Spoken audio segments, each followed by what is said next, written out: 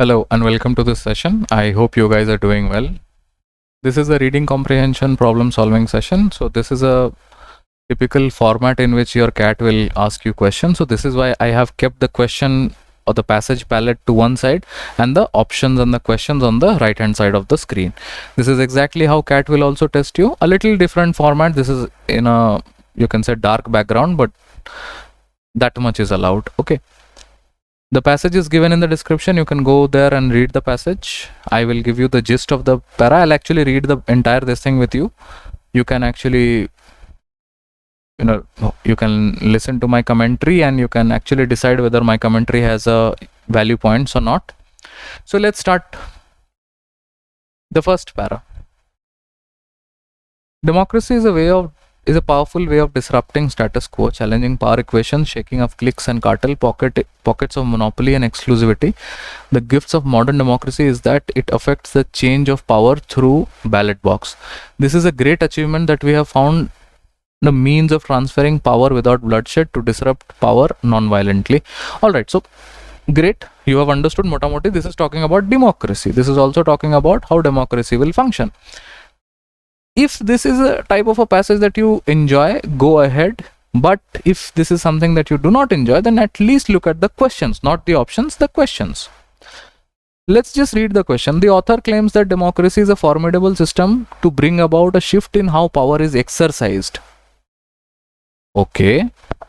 Because the next question says, according to the passage, all of the following hypothetical events would undermine democracy except. Okay. The central idea of the passage is, for this we have to read the entire this thing. The writer invokes spirituality in the context of Indian constitution for which of the following reason? I think this is it. I mean, we don't have any more questions. Alright, so let's read the passage quickly and try and answer the question. So and because we have read the question and we know that the author claimed that democracy is a formidable system that brings about a shift in how power is exercised. How a shift in power is exercised? Possibly if I get a passage that answers this thing or an idea related to this question, I probably will answer it then and there only. I know this is a little controversial, this thing. You would not be, I mean, your usual teachers would have told कि पहले पूरा पढ़ो फिर question देखो, but थोड़ा सा करते हैं. The next para will start off. However, once we choose to respect the ballot box, it means that we have tacitly agreed to subordinate our personal will to the will of the collective.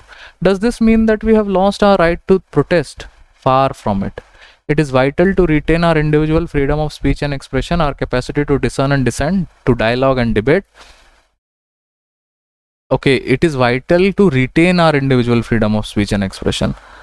So it is vital. A democracy is only functional when these individual freedoms are proudly enshrined and robustly protected. So this is a very interesting thing. This is when democracy is functional, or rather only functional. Before we become vociferous champions of the cause of individual freedom, it is imperative that we first become individuals.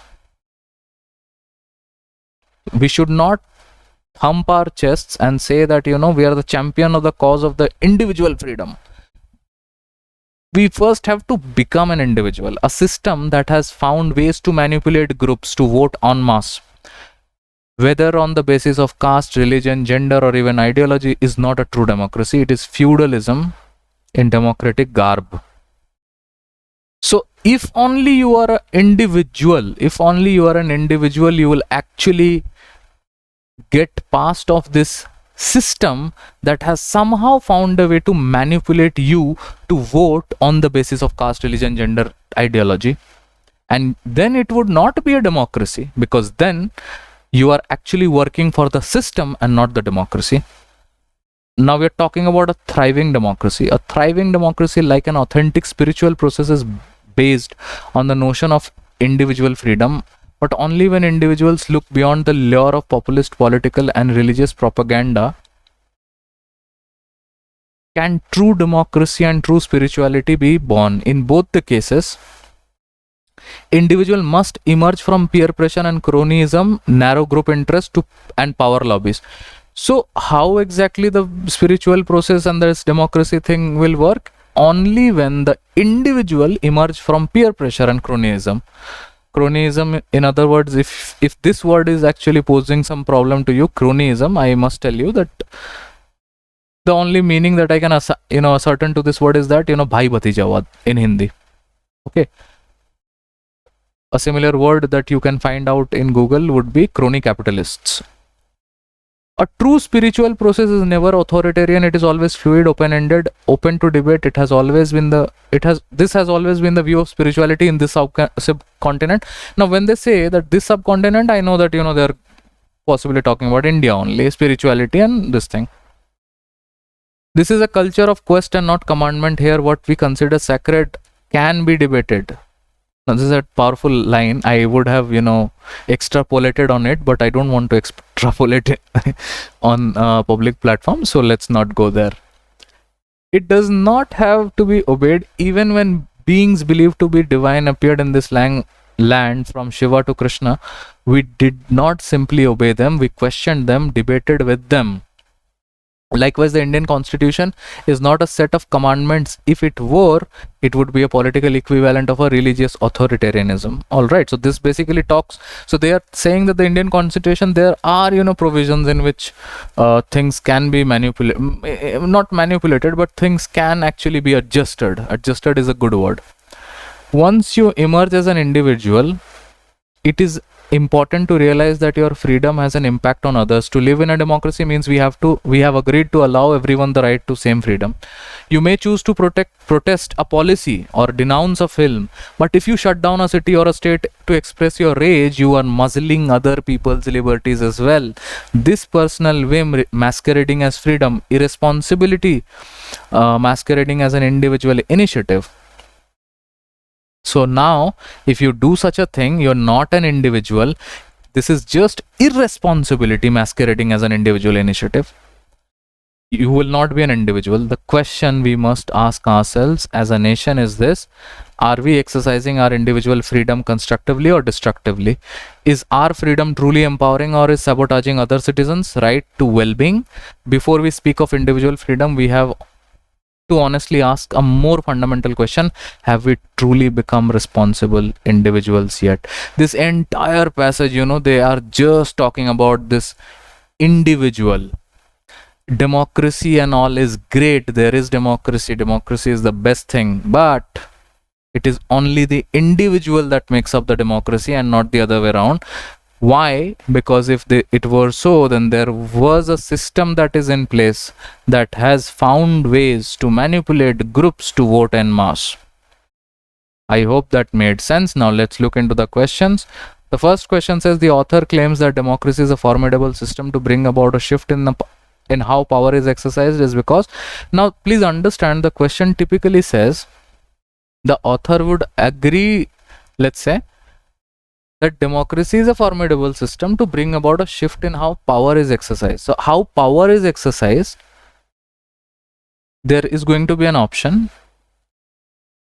How power is exercised in democracy, the option will give you the reason for that, and the author has to, in a way, claim that thing, or maybe, point out to that direction. So let's read the options, okay? Sometimes words are lost in this thing. It empowers citizens to make responsible voting decisions based on the competence of the representatives and not on populist propaganda. First of all, democracy is a formidable system to bring about this thing because democracy empowers citizens to make responsible voting decisions based on competence of the representatives and not on populist propaganda. None of this is true according to the passage, but whether this response is why the author claims that democracy is a formidable system to bring about a shift in how power is exercised, is it true? How power is exercised? Because democracy is making the citizens responsible to vote. Decisions based on competence and the representatives. So I'll hold this. This is true, but I'll hold this one. It provides citizens the right to protest. It is democracy. Democracy provides citizens the right to protest, and that is perhaps the reason why the author is claiming that democracy is a formidable system that brings about a shift in how power is exercised, because it allows citizens to protest. I don't think the author has said anything of that sort in the passage, goes out in the first read. Democracy has the ability to disrupt incumbent power structures. Incumbent power structures. Just now in the passage they have said a system that has found ways to manipulate groups to vote en masse, whether on caste, religion and all that. If that is true, democracy would have crushed it, because incumbent power structures, democracy has the ability to disrupt that. It definitely does not have the ability, so it is out of the scope, something that you can directly get rid of. It enables citizens to exercise power by electing representative among themselves for a fixed term. Now this is an interesting idea. Because of this line only, fixed term, I am getting some ideas. I'll go back to the question. This was a difficult question. If you ask me, I would have ideally left this type of a question in an exam setup, but just for the sake of it, if you put a gun to my head, I'll have to answer. The author claims that democracy is I'll have to read it again and again. It is formidable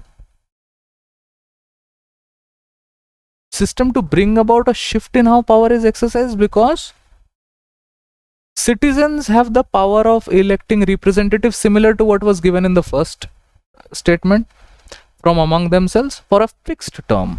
Okay, now this is the you can say the statement is just this thing, fixed term. Is it only because of the fixed term because of which democracy is a formidable system to bring about a shift in how power is exercised? It is said that democracy is only functional when, just a second, I think I'll have to go back to the first para. And in the first para, so in the first para, it is written, if you pay some attention, this is a great achievement that we have found the means of transferring power without bloodshed to disrupt power non-violently. So maybe you can, at this point, you can say that, because, they are they are electing representatives from among themselves for a fixed term, that is when the author can claim that democracy bring about a shift in how power is exercised, because there is a fixed term. If it were not a fixed term, then how can you say that there is a shift in how this power is exercised? So I think only because of this term fixed term, I would have marked this as my answer, but I am a little confused between A and D. To be honest, it empowers citizens to make responsible voting decisions based on the competence of the representatives and not on populist propaganda. I mean, yeah, but the first option also can be, scrutinized on this thing. The third, third passage in which the system has found a way to manipulate the group to vote en masse. So possibly, again, let's not waste too much time. I think if you put a gun to my head, I would answer, I'll tick off this as my answer. Let's see. I don't really like this thing. Yeah, the correct answer. So I don't like to look at the answer choices simultaneously, but then let's just do it. According to the passage, of all of the following hypothetical events would undermine democracy except. So everything will undermine democracy except. So one statement will be for democracy and the three statements will be against democracy. Let's read. A political party filed a PIL to ban a film which is based on true events in the life of that party's founder. So what exactly did the political party did? They filed a public interest litigation. They filed a PIL. So they did not went about and killed the film director or producer or actors. They did not set fire to the theaters. They did not do anything of that sort. They filed a PIL. All right, so I'll keep that In a national election, voters from a particular state voted en masse for the left-wing Communist Party. If you say that, this en masse, the moment you say voters from a particular state only voted for this en masse left-wing Communist Party, you can say democracy is undermined, because democracy, otherwise you should not have done this thing na. आपको तो capabilities पे vote करना था. Why are you voting just because you guys are from a left-wing Communist Party? So undermining democracy, this is undermining democracy. Against democracy goes out. We have to find the one which is for democracy. Okay. Indian Farmers Association has endorsed the right-wing nationalist party in general elections since the party has promised full loan waivers. Okay. These people are saying that we will endorse the right-wing nationalist party because, they are giving us gifts. Is this how democracy should be functioning? They should not be functioning like this. They should only, vote the ones who are, delivering on the promises, and not because of gifts or anything. Democracy is not, you can say, in other words, democracy is undermined. So against democracy goes out. Workers of a state level party ransacked the shop. This is not according to democracy, goes out. So one has to be my answer. In any which case, you can look at this. The political party is filing a PIL. They're not going and destroying anything. So they're filing a PIL. I'm 100% sure that the answer will be option A. Let's look at it. Yeah, option A. That's it. Let's go to the next one. The central idea of the passage is that, now for that we don't need to go back to the passage, we just need to read the options.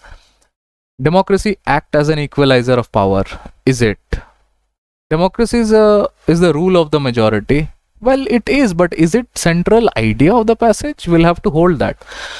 A functional democracy can only be built on a culture of rights and responsibilities. This is also true, and I mean, one way or the other, because the author in the last passage also talks about how we can protect the democracy and how this thing and that thing.